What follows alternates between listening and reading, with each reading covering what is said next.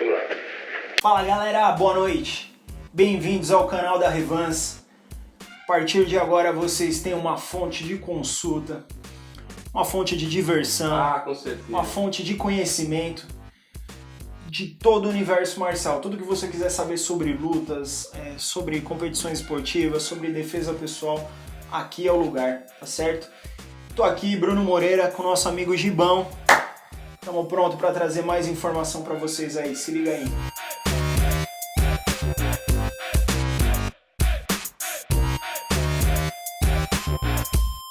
Hoje a gente vai falar de um assunto bem legal, cara. Hoje a gente vai falar sobre as transições que a gente vê nesse período aí que, vamos colocar aí, não tão longo assim de história, mas nos últimos 15, 20 anos aí a gente vê uma mudança muito grande no cenário das artes marciais. A gente teve um período muito fantasioso, de muita técnica fantasiosa e etc. E, ao meu ver, a luta de chão, quando começou o Vale Tudo, o que a gente conhece como Vale Tudo antigo, hoje em dia MMA, a gente viu que voltou a trazer o foco dos lutadores para uma luta mais real. Acho que esse aspecto fantasioso se deu por causa do cinema. Muita coisa que era desenvolvida no cinema, pelo efeito de plasticidade e tudo mais, contribuiu para isso. Sim, né? Acredito que tenha sido mesmo. Por exemplo, desculpa te cortar aí, a gente lembra os antigos filmes de Kung Fu, adoro Kung Fu. Nossa, maravilha. A gente adora. Muito Nossa, bom. a primeira... Molecada, Começamos com Kung Fu. Foi aí que começou a despertar tudo, né? Isso daí. Mas todo mundo já viu um cara voando e você vê literalmente como se fosse uma corda nas costas do cara. Flutuando, não é verdade? Correndo, então escalando. Começa de lá. Muita coisa legal mesmo, mas sempre tem uma dosezinha assim pra poder dar uma... Hoje em dia a gente acompanha aí nas redes sociais, a gente vê até alguns vídeos de mestres e tal, com técnicas mirabolantes, e quando é colocado para um combate real, a gente vê que nem teve um caso um tempo atrás aí de até um mestre de mais idade levar a pior aí contra um atleta mais jovem, justamente por conta de toda essa fantasia, tudo. Mas o que eu quero dizer com isso também? Quando a gente fala do Vale Tudo, etc., começou a trazer um pouco da realidade, despertou os olhos das pessoas, dos praticantes principalmente, para um tipo de luta que não era muito explorado, que era a luta de chão. A gente tinha de forma bem superficial em algumas modalidades e acreditava-se sempre que caiu no chão, eu fico em pé e tal e pronto, e não é bem assim, né? A gente sabe da dificuldade que é a luta de solo, pegar um atleta bem treinado ali no solo, sabe que vai dar muito trabalho para um indivíduo que não sabe nada, né?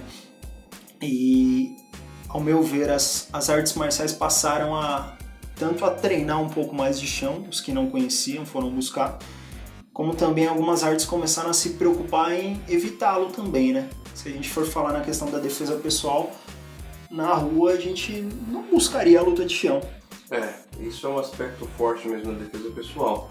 A gente procura não ir pro chão, porque a gente reconhece que na realidade, realmente você fica em maus lençóis. Justamente, às vezes aquele cara que você tá se defendendo, tá acompanhado de um outro, e a luta de solo iria dispor ali a um eventual ataque desse outro.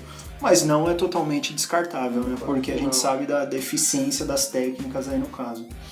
Bom, Gibão, aproveitando esse gancho aí, a gente acompanhou há pouco tempo aí um torneio novo aí chamado Karate Combat, catou grandes nomes do Karatê. Isso tá fenomenal.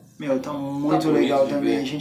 Eu andei acompanhando, andei olhando algumas lutas, e a gente vê o pessoal das competições bem tradicionais mostrando um punch ali, uma técnica forte para subjugar os adversários ali. Acho que trouxe um pouco mais de realidade para as lutas esportivas, né? Aquilo que você falou, realmente. As competições de MMA fizeram com que as outras modalidades, né, começassem a enxergar essa necessidade de apresentar a efetividade mesmo da sua arte. A efetividade. muitas vezes você vê alguma coisa porque você sabe que um lutador de MMA ele faz karatê, como o Machida, por exemplo. O Machida tá até aqui, ó, show de bola, grande então, atleta brasileiro. Aí o cara que gosta de karatê quer ver o que o Machida coloca ali de karatê, mas sempre fica aquelas coisas bem pontuais, porque ele faz karatê, mas também faz jiu, não é verdade? Ele complementa, faz um boxe. E aí você quer saber se o cara faz só karatê, como é que fica? Então ficou legal isso, porque conversou realmente com o nosso tempo, que é um tempo em que as lutas estão funcionando dessa maneira. Então eu achei muito legal o Karate Combat, porque ele realmente traz esse aspecto. Resgatou os olhares ali para o Karatê, né? E trouxe aos nossos olhares aí grandes atletas que até então estavam em competições. E gente, se você não viu ainda, procura, tem lá no Instagram, eles sempre estão colocando vídeo, Karate Combat. Vocês vão ver. Também já tem algumas coisas. Você vai ver realmente lá luta de verdade mesmo e a efetividade da arte deles. Muito legal. Hoje, bom, já aproveitando esse gancho, é uma coisa que a gente conversa há muito tempo já na Revanse. A gente tem acompanhado que uma tendência contemporânea dos estilos se tornarem cada vez mais completos. Eles buscarem se complementar como o cross-training aí do MMA, que o cara treina a trocação, treina o chão e etc. A gente tem acompanhado isso na defesa pessoal. O cara quer se tornar um melhor combatente com facas, com bastões, na própria luta agarrada, né, no solo que a gente chama às vezes de solo sujo, que é aquele solo que a gente vai bater, dedo no olho, pontos vitais, etc. Isso aí que você está falando é importante ressaltar. Por quê? Porque o espectador, a pessoa que realmente acompanha o esporte, vê muito a luta no tatame, que é o que acontece ali no MMA, que é o que todo mundo assiste. Controlada, exatamente. Né? Tem um ambiente controlado. Então, ali, a gente esquece um pouco que na rua, no asfalto... Só te cortando um minuto, na luta controlada que eu digo não que seja aquela coisa... Não, é realmente muito forte, mas o que eu digo é num ambiente controlado. Esportivo, sim, um ambiente esportivo. Muito certo? legal. Você lidando com um adversário apenas à sua frente, um juiz que vai tomar conta de muita coisa. Então, embora vá lá bater forte mesmo, você tem esse ambiente controlado. Na rua, no chão, no asfalto, num beco, mesmo que você domine tantas artes como um lutador de MMA costuma dominar, a gente não pode acreditar que ele vai se dar tão bem se ele lutar como ele luta dentro de um octógono.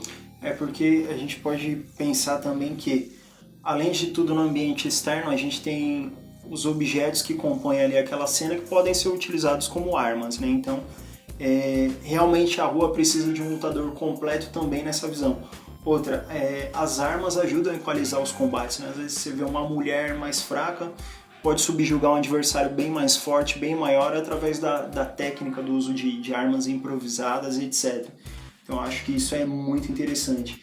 E o que a gente vem acompanhando é que o pessoal da defesa pessoal abriu os olhos também e tem buscado esses complementos, né? Tem buscado cada vez mais fazer as coisas em diversos ambientes, no chão, em pé, quedar bem, trocar bem porrada, vamos pôr assim. Com certeza.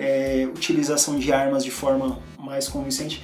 Outra coisa que eu tenho visto uma pessoa enveredando um pouco mais de esforço é nos estudos de técnicas no solo com facas. A gente já tem muita coisa desenvolvida aí, mas a gente sabe da dificuldade que é quando a gente cai com o adversário armado de faca, que as coisas mudam, né? Não é tão simples quanto a gente imagina. A gente tem acompanhado o surgimento de novos estilos, né? Antigamente a gente via as artes marciais mais tradicionais, a gente via o judô, a gente via o karatê, a luta livre e etc. E você acha que cabe, Bruno, realmente a gente chamar de estilo? Não sei.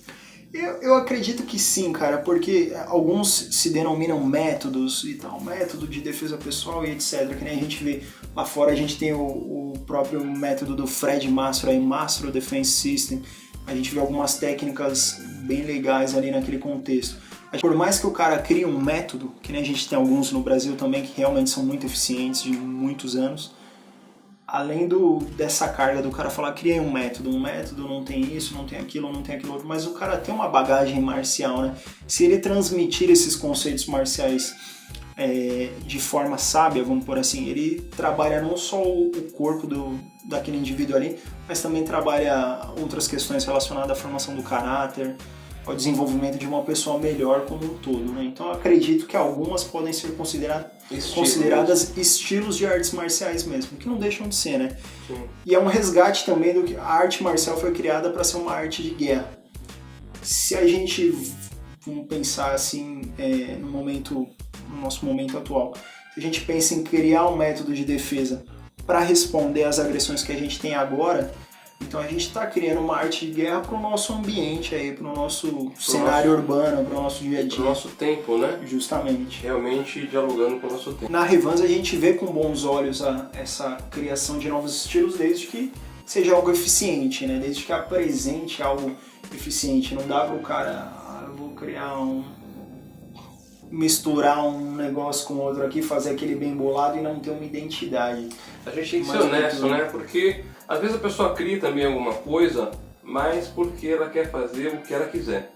Não é porque realmente ela tem alguma coisa, algo realmente acrescentar ali, né? Isso. Então, ter liberdade para fazer o que você quiser, eu não acho uma maneira honesta de você realmente desenvolver algo novo. A gente vê alguns estilos que realmente trazem uma bagagem forte, que trazem algo realmente funcional. A gente vê que não são criados da noite pro dia. A gente pega as histórias aí dos criadores e eles passaram por anos e anos de estudo, de treino, de dedicação. Não pode ser algo realmente, vou criar um estilo, calma aí, deixa eu escrever um nome aqui, fazer algo e tocar o barco. Eu acho que tem que ser algo realmente muito estudado, tem que ser feito com uma bagagem realmente.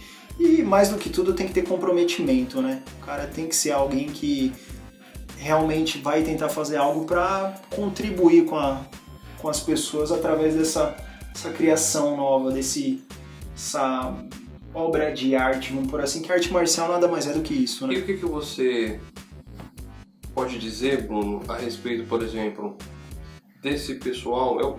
A gente estava falando até agora aqui do que está nascendo de novo, do que está sendo criado novo, mas também tem uma galera que tem coragem de mexer em artes que são tradicionais. Então, a minha visão a respeito disso, eu acho que a gente é muito pequeno para mexer com outras artes. A minha opinião, tá, pessoal? É algo pessoal. Eu não posso mexer na criação de outra pessoa. Não posso ir lá e inventei um estilo de Kung Fu, inventei um estilo de Judô, inventei um estilo de... eu acho que mexer na criação dos outros não é algo que eu vejo com bons olhos. Eu acho que realmente, aquilo ali, vamos pensar no Karatê, que é algo histórico.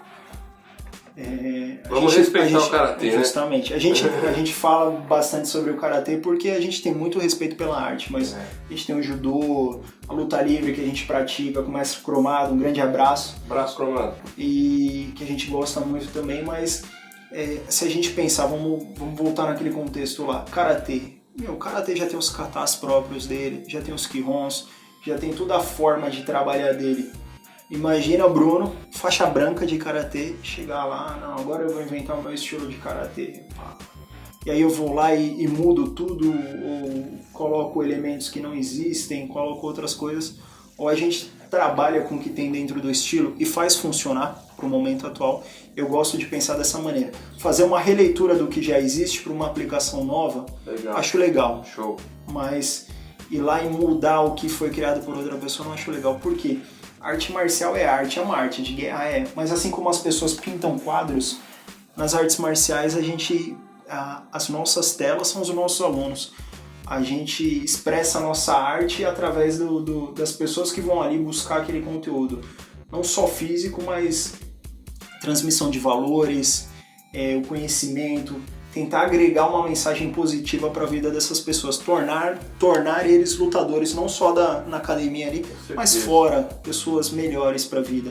Essa é uma visão muito de arte, né? A gente está falando de arte marcial. Há quem não considere e não goste que chame o Krav Maga de arte marcial, por ser defesa pessoal, né? E o Krav Maga? O que você pensa dessa questão de mexer no Krav Maga? Eu penso que o Krav Maga é a única arte marcial voltada para a defesa pessoal. A arte marcial por quê? A gente vê aí algumas expressões pelo mundo de métodos e tira a graduação e faz isso, faz aquilo, cada um mexe com a sua visão. Eu acho que é complicado, volta naquele assunto que a gente estava falando anteriormente. A gente tem, por outros países, alguns que falam que é método, alguns que falam que é arte marcial e etc. A minha visão, na Revans, Krav Maga é arte marcial. Por quê? A gente pensa naquele contexto todo de ser algo mais completo, uma arte de guerra, uma arte onde você transmita valores, uma arte de uma série de coisas. Um método pode ser você ir lá, apresentar técnicas, ter uma certa organização, falou, tchau, bate aí na mão, cada um no seu canto e tal. Arte marcial envolve disciplina, envolve outros elementos. Então, na minha visão, na visão que a gente tem na Revans, o Krav Maga é realmente a arte marcial voltada para a defesa pessoal. Então, dentro desse contexto, também é uma arte. Por quê? Se expressar com o corpo é uma arte, né? Então, que os movimentos sejam simples e eficientes, porém sejam belos ali dentro do contexto, sejam executados com uma técnica correta, fica algo apreciável, né? Fica algo bonito de ver. Com certeza. Tá certo, pessoal? Gibão, quer acrescentar mais alguma coisa?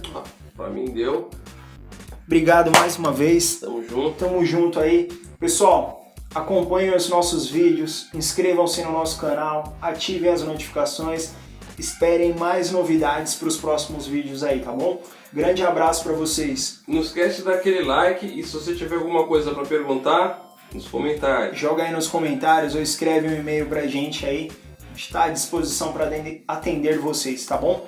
Grande abraço, fiquem com Deus e até a próxima. Falou!